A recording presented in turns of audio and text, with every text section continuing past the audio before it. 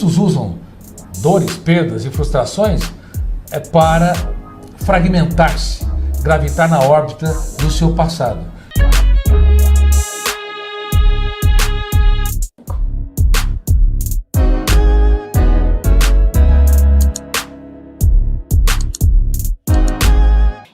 Prazer ter você me ouvindo. Vamos viajar juntos sobre os bastidores, sobre aquilo que acontece nos bastidores da mente humana. Vamos falar sobre nós, seres humanos em construção. Não nós, médicos, psiquiatras, empresários, magistrados, enfim, nós, seres humanos que andam no traçado do tempo em busca de nós mesmos. Eu estava contando a história do livro Prisioneiros da Mente. Para quem não acompanhou, conta a história de Theo Fester, um dos homens mais ricos do mundo, mas era um miserável morando em palácios, um dos maiores empreendedores do Vale do Silício, só que esqueceu de empreender no território da emoção. E ele, na infância, sofreu muitos bullying. Eu não sei se você sofreu bullying, eu sofri na minha infância.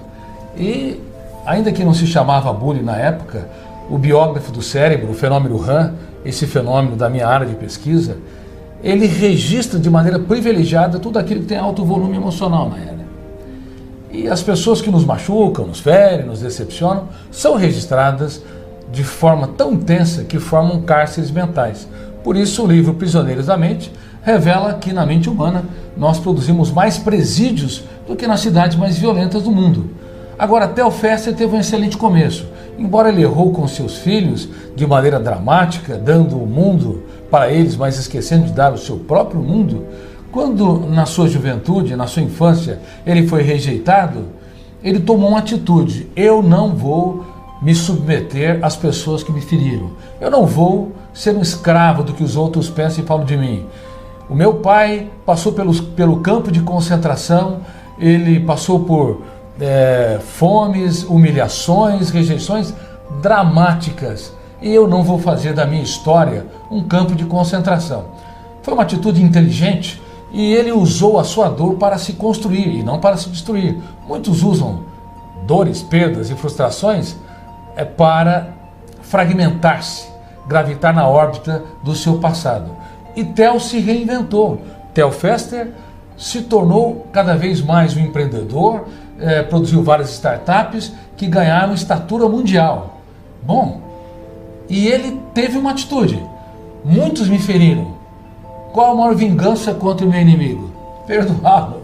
A maior vingança contra quem te feriu, quem te machucou, é você perdoá-lo de maneira inteligente. Porque quando você o perdoa, ele deixa de sequestrar a tua paz, deixa de furtar o que você tem de melhor. E Theo não apenas perdoou os jovens que o machucaram, o feriram, e eu espero que muitos jovens estejam me ouvindo para saber que é importante o seu eu ser líder de si mesmo, a tal ponto que não gravite na órbita dessas pessoas que o machucaram. E sabe qual a outra atitude que ele tomou?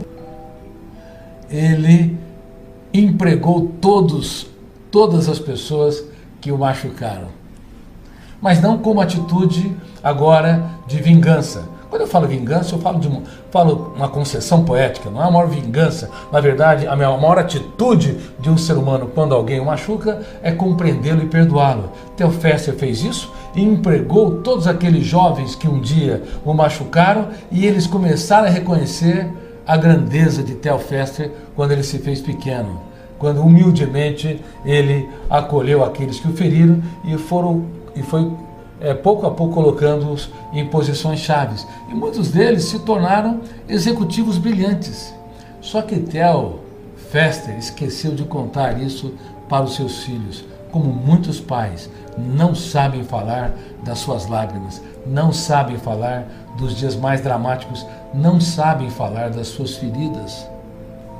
Einstein foi uma das mentes mais brilhantes que pisou nessa terra. Ele, com 26 anos, desenvolveu a teoria da relatividade geral, pelo menos os pressupostos básicos. Era um gênio, mas não deu certo como aluno, foi rejeitado e não brilhou como professor universitário, mas se reinventou naquela firma de patentes, onde ele libertou seu imaginário em destaque o pensamento antidialético para enxergar o mundo tridimensionalmente, chegar em outras perspectivas. Bom, ele se tornou a primeira celebridade na ciência. O mundo queria entrevistá-lo. Jornalistas, todos fascinados. Todos queriam saber quais as ferramentas para ganhar dinheiro, para desenvolver startups que tenham escalabilidade, que tenham repetição de processos e resolvem as dores. Ou seja, empresas que conseguem ganhar musculatura mundial. Theo Fester era um líder nesse aspecto. Einstein também foi um líder na ciência. Só que Einstein internou um filho no manicômio, no hospital psiquiátrico, e ele o visitou apenas uma vez. Imagine, anos a fio, um filho que teve um transtorno psiquiátrico, que deveria ser abraçado, elogiado, valorizado e até compreendido quando a sua mente estava delirando ou fragmentada no seu pensamento lógico, mas Einstein, infelizmente, não conseguiu desenvolver uma capacidade de perceber que dar o que nós temos de melhor para aqueles que pouco têm é a atitude mais inteligente para formar mentes brilhantes, ainda que não correspondam às nossas expectativas. Uma das coisas que nos levam a ter dificuldades na relação com as pessoas é ter uma expectativa muito alta. A melhor coisa é se relacionar com o ser humano diminuindo a expectativa do retorno. Bom, como diminuir a expectativa? Você se relacionar com os outros não cobrando demais comportamentos que você espera. Você se relacionar com os outros observando um charme nos seus defeitos. Tem alguém que me diz: doutor Cury, casei com um homem muito complicado. Minha querida leitora e aluna, se você faz os nossos cursos, se você escolher um homem muito complicado, você não deve ser tão fácil.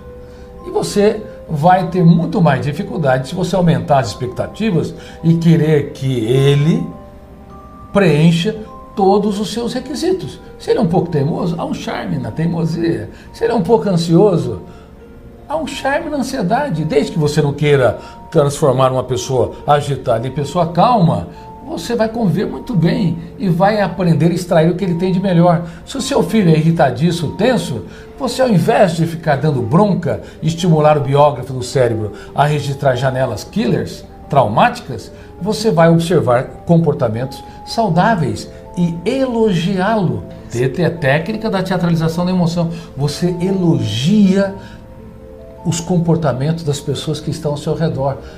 A arte do elogio diminui a expectativa, porque nós deixamos o nosso olhar viciado, doente, atroz, que sempre permeou a história da humanidade, ser um apontador de falhas. Eu tenho dito que quem é especialista em corrigir erros, apontar falhas, em detectar atitudes anacrônicas, está apto para conviver com máquinas, mas não para formar mentes brilhantes. Por favor, diminua a expectativa percebendo também que você é um ser humano em construção, que tem muitos defeitos, que você também não corresponde aos níveis de exigência das pessoas que estão ao seu redor. Você frustra e também será frustrado. Quando nos colocamos como ser humano em construção, a vida se torna mais bela. Não apenas nós diminuímos as expectativas e começamos a elogiar e os outros vão se reciclando por nossa atitude mais elegante, mas também, ao mesmo tempo, construímos relações saudáveis. Porque cada ser humano tem um mundo a ser explorado. Seja um garimpeiro de ouro nos solos, nos solos das pessoas que você se relaciona. Um garimpeiro de ouro não cria o ouro, apenas remove as pedras. Olha, eu recebi há poucos dias uma mensagem de uma pessoa que diz que foi resgatada por um dos meus livros, chamado O Futuro da Humanidade, que deve ser filmado este ano pela Warner e pela Fox.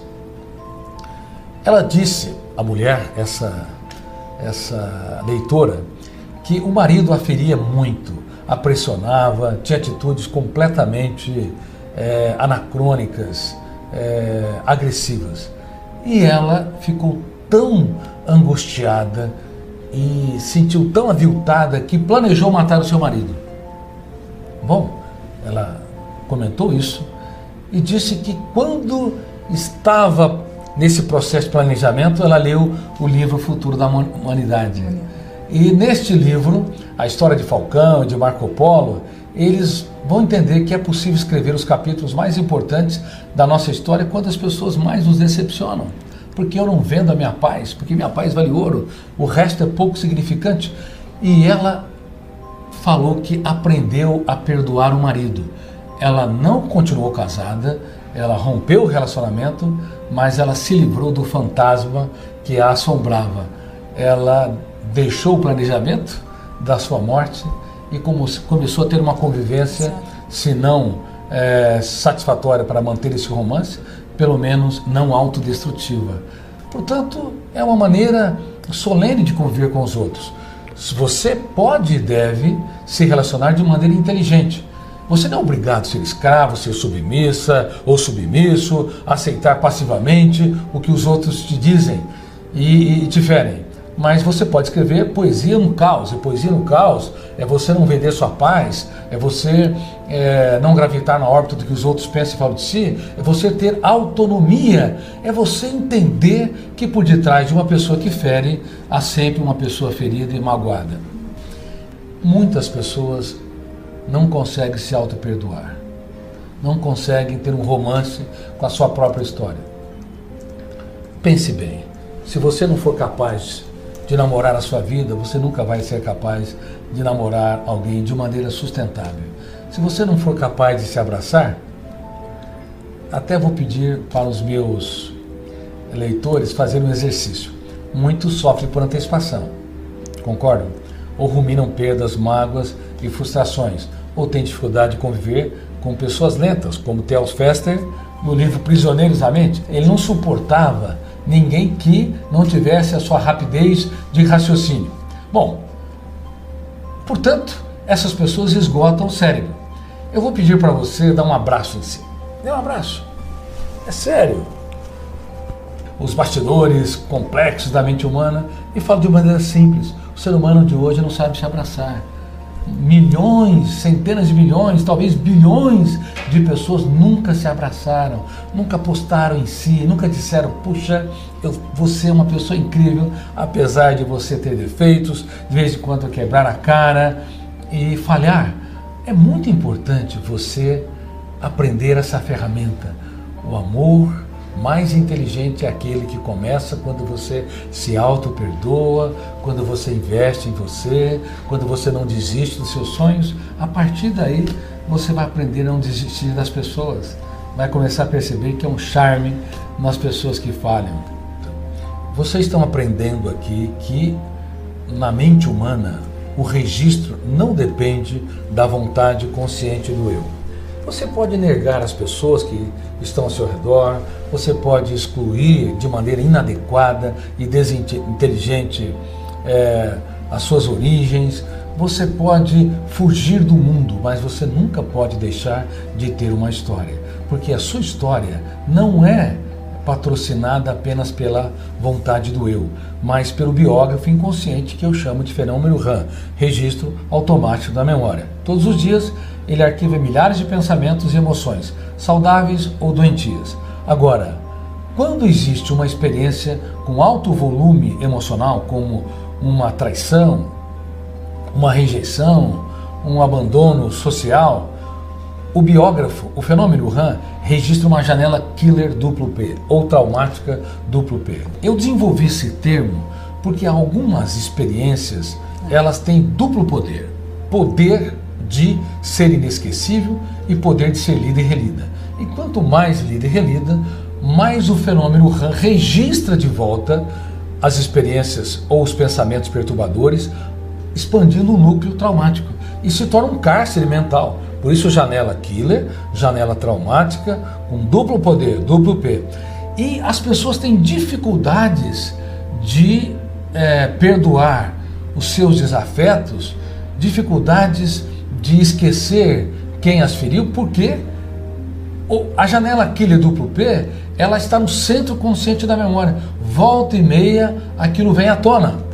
E isso se torna um cárcere tão grande que quando a pessoa pensa no inimigo, entre aspas, ou pensa no desafeto, quem a feriu, detona o gatilho, que é um fenômeno inconsciente, abre essa janela no meio de milhares ou centenas de milhares de arquivos ou janelas, ela é encontrada, O volume de tensão faz com que o terceiro fenômeno, a âncora da memória, se instale. Milhares de outros arquivos com milhões de dados não são acessados. Então, como perdoar se você gravita na órbita da pessoa que te feriu? Se você rumina mágoas e frustrações?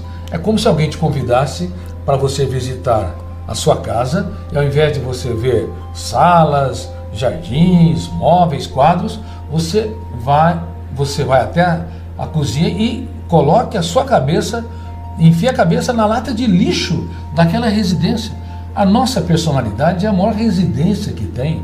Ela tem milhares de quartos, tem quadros, tem jardins, mas também tem lixo na nossa história. Nós passamos por perdas, fracassos, crises, algumas rejeições importantes, mas nós temos de aprender a gerir a nossa emoção. Se o nosso eu visita constantemente aquela janela killer e nós ruminamos, chafurdamos na lama, o nosso eu tem que dar um choque de lucidez. Eu discordo de ser escravo do meu passado. Eu duvido de que não serei livre e eu determino estrategicamente ser protagonista da minha história. Então eu duvido das minhas crenças, eu critico ideias perturbadoras e eu determino ser protagonista. Se eu faço isso, eu deixo pouco a pouco de gravitar na órbita do outro ou da outra, porque eu enxerto novas experiências nas janelas traumáticas. Então, por favor, você duvide que você não consiga perdoar essa pessoa.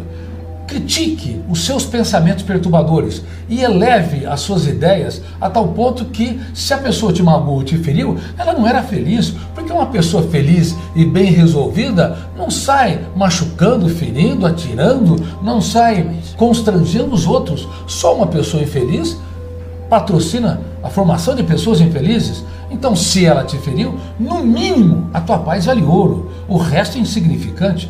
A técnica do DCD é muito poderosa para isso. Você nunca vai esquecer seu desafeto, o que ele te fez, mas você vai deixar de viver uma mente asfixiada, uma emoção desértica, e vai construir um oásis onde antes não se plantava flores. Inclusive, eu desenvolvi essa técnica DCD a partir da minha leitura, meus estudos na área de filosofia, psicologia, na área das ciências humanas, porque a dúvida é o princípio da sabedoria na filosofia. Ninguém brilhou na sua capacidade de produzir novas ideias, de ser empreendedor, de se reinventar, se não duvidou das suas limitações, duvidou do seu sentimento de culpa, do seu sentimento de impotência e de incapacidade. A crítica é o princípio da sabedoria na psicologia. Eu tenho de criticar todo o lixo mental que todos os dias passam na minha mente. Eu não sou obrigado a sofrer por antecipação. Eu tenho de criticar. Eu não sou obrigado a me cobrar demais. Eu tenho que deixar de ser carrasco de mim mesmo. Eu tenho, portanto, no silêncio da mente, dizer palavras críticas contra pensamentos altamente encarceradores ou encarcerantes.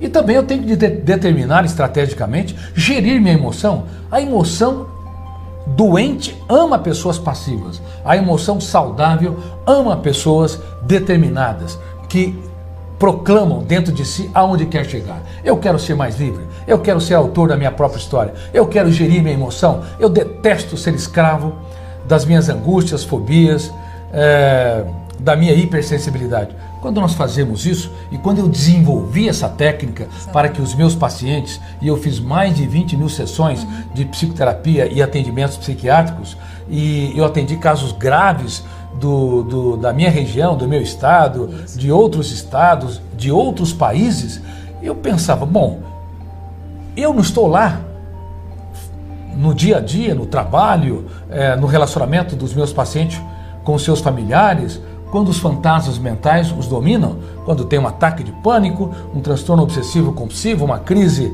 obsessiva, ou uma crise de ansiedade, ou então quando se eleva o humor depressivo, enfim, ou até quando tem um sintoma psicossomático, como dores de cabeça ou dores musculares. Eu não estou lá, mas eu posso levar uma ferramenta para que meu cliente possa, o tanto quanto possível, ser autor da sua própria história, para que um dia ele não apenas reedite as janelas traumáticas, mas fique livre de mim. Por isso eu sempre falava, olha, você, quando eles melhoravam, vocês estão livres de mim. Mas doutor, eu gosto tanto de você. Não, ótimo, vamos nos tornar amigos aí fora. Mas agora você vai continuar reescrevendo os capítulos importantes, usando técnicas que eu te ensinei como DCD. E quando precisar você retorna. Era assim que eu dava alta supervisionada aos meus pacientes. E eu tenho pedido para milhares e milhares de psicólogos que me leem, inclusive muitos psiquiatras, neurologistas, para estimular os seus pacientes a fazerem a técnica do DCD fora do seu consultório. No caso dos psicólogos e psiquiatras, não importa a linha psicoterapêutica que você segue, se comportamental, cognitiva, positivista, se psicanalítica ou se a psicoterapia analítica de Jung, não importa. A técnica do DCD, ela completa toda corrente psicoterapêutica. Se você estimula o seu paciente a fazer essa técnica no seu dia a dia, ele não vai estar desarmado nas batalhas da vida, quando os vampiros emocionais saem dos solos das janelas killer e começam a assombrá-los. E também você, mesmo que não esteja fazendo psicoterapia, saiba que essa técnica não é apenas psicoterapêutica, ela é psicopedagógica, ela é educacional, ela é preventiva de transtornos psiquiátricos. Olha, uma pessoa que sofre abuso sexual tende a denunciar o seu predador. Isso é intolerável. Tem coisas que jamais nós devemos suportar. Uma pessoa que é agredida física e emocionalmente tem de denunciar o seu agressor. Mas uma coisa é você denunciar o seu agressor, uma coisa é ele ou até ela sofrer punições de acordo com a Constituição do nosso país. Ou a outra coisa é você, lá no seu interior, não gravitar na órbita de quem te feriu. É você ter uma mente livre. Você pode não ter aquele perdão religioso, né? Vou perdoar por perdoar. Ninguém consegue. Aliás, até mesmo Jesus Cristo, e eu estudei a mente dele sobre os ângulos da psiquiatria, da psicologia e sociologia, e fiquei fascinado, inclusive que estamos estudando junto com a Amazon Prime para ser um seriado, estamos muito animados com esse projeto. Bom, mesmo Jesus Cristo, o perdão dele era um perdão inteligente, não era um perdão religioso, era um perdão que fazia com que ele observasse o invisível e escutasse o inaudível. Veja bem, quando o seu corpo tremulava na cruz, os seus torturadores estavam fustigando e ele devia ter um ataque de raiva, de ansiedade, de exclusão dramática e atroz, ou então não ter nem condições de raciocinar naquele momento onde faltava oxigênio, onde a dor era extrema. Mas por incrível que pareça, para espanto da psiquiatria e da psicologia, ele bradou: Pai, perdoa-os, porque eles não sabem o que fazem. E eu fiquei analisando como aqueles homens que eram os seus algozes não sabiam o que faziam. Claro que eles sabiam conscientemente aos seus olhos, mas lá dentro eles eram escravos da tirania, da ignorância, mas da tirania de Tibério César. Tibério César era um tirânico, era um imperador violento, sexualmente depravado, inumano, e tinha necessidade neurótica de poder. Então eles cumpriam a peça condenatória de Pilatos, que era um reflexo do autoritarismo do Império Romano. Enfim, eles tinham atitudes, alguns tinham atitudes religiosas mais graves e exclusivista, mas também eram escravos naquele momento. Não era toda a população do povo judeu, eram algumas pessoas que o excluíram, enfim. Mas aquele homem, eu falo homem porque eu o pesquiso, analiso sobre os ângulos das ciências humanas. Para espanto da ciência, no ápice da sua dor, ele perdoou seres humanos indesculpáveis. Não é porque ele não tinha consciência dos erros, é porque ele sabia que a sua paz valia ouro. Ele não podia fechar os seus olhos para a vida, levando os seus inimigos no portfólio da sua história. Aí eu pensei, que homem é este que faz poesia no caos? Que homem é este, tão grande, que se faz tão pequeno para tornar os diminutos grandes?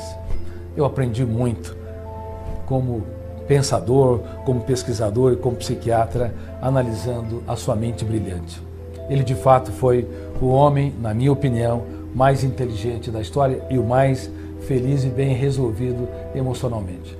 Isso independente de uma religião, até porque foi um dos maiores ateus da história e hoje não defendo uma religião e digo para as pessoas que vocês devem respeitar os diferentes, porque ele respeitava os diferentes, é por isso que transformava uma prostituta numa rainha e um leproso que todos rejeitavam num príncipe.